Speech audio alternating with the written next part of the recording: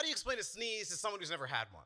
Well, it's like when your nose smells some shit, doesn't know how to handle it, so it retaliates. Or you ever get an itch in a weird place you couldn't reach? The more you try to ignore it, the more it itches, so you start to convulse and shake in weird ways until it's satisfied.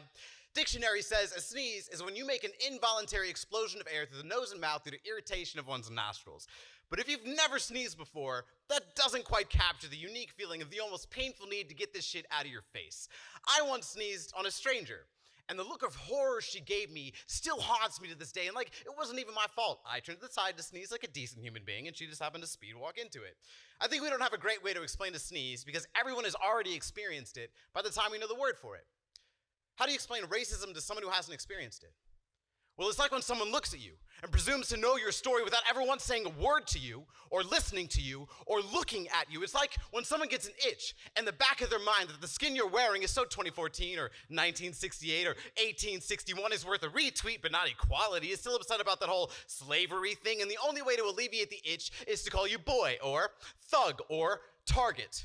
Or to pretend your struggle to survive doesn't exist. And so to help those who haven't experienced it understand just how common this still is, for the duration of this poem, I will replace the word racism with the word sneeze. I was 15 when I experienced sneezing for the first time.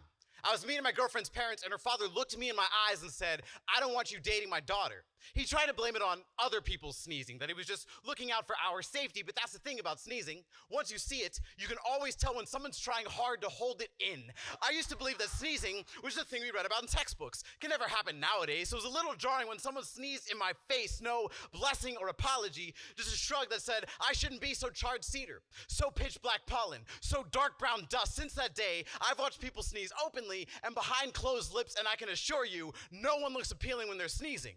Looks honorable with both eyes closed, and we've seen it made it respectable to sneeze behind the same hands that shake our own, assuring us there's no sneezing problem.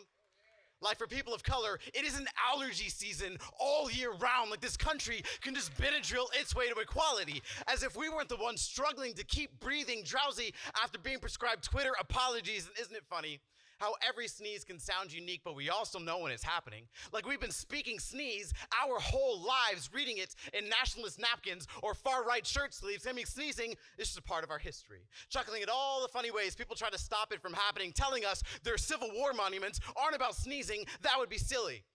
No, the monuments embody a cure. Getting rid of all the irritants would be the best way to stop all this sneezing, wouldn't it? And in response, we all close our eyes and open our Instagram feeds, posting a black box to show just how angry we are at all this sneezing, and the world keeps turning.